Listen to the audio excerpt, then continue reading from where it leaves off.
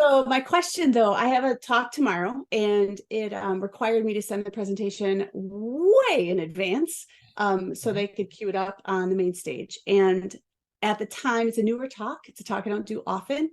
So I didn't have a giveaway because I hadn't thought through it enough. So I did one without just the generic, right? And now I'm debating if I could just bring them to like a page on a website or something. And I can't update the PowerPoint. I can't update the slide now, but can I just give them the code from the stage? Does anybody do that? Or have you done that? Does it work? Great question. So quick clarifying question so I can better answer that for you. Did you use the talk code or did you just create a code that was like Glover or something like that? Talk code. Okay. So couple of things that I want to bring to your attention for the future, and then I'm going to answer your question. So this might solve it in the future.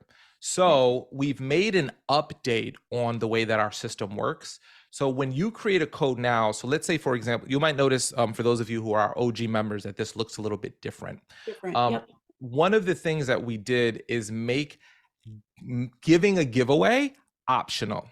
Okay. So the reason why that's important to know is previously, if you wanted to use a generic code, you had to use the word talk.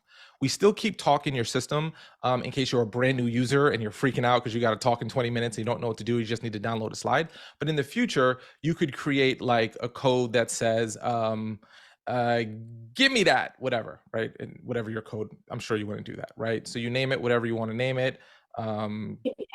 Something, and then you don't have to upload something for this code. You can just go, next. Then you can alter and change it if you want to change your 1 to 5 Likert scale. You can add your custom question. Now you can preview your code right within the system to make sure it looks and functions just the way that you want it to look. And then you can say, looks good, download it. So what I would recommend doing in the future is if you're creating a brand new presentation, create a code, whatever the code might be, because then you can always go to that code, give me that, which I just created here, and then I can edit it and then upload a bonus later. So you now have that ability to do that, okay? If you're giving away something generic like talk, here's what I would do if I was in your current situation and I use the talk slide, but now I did have something I wanted to give away.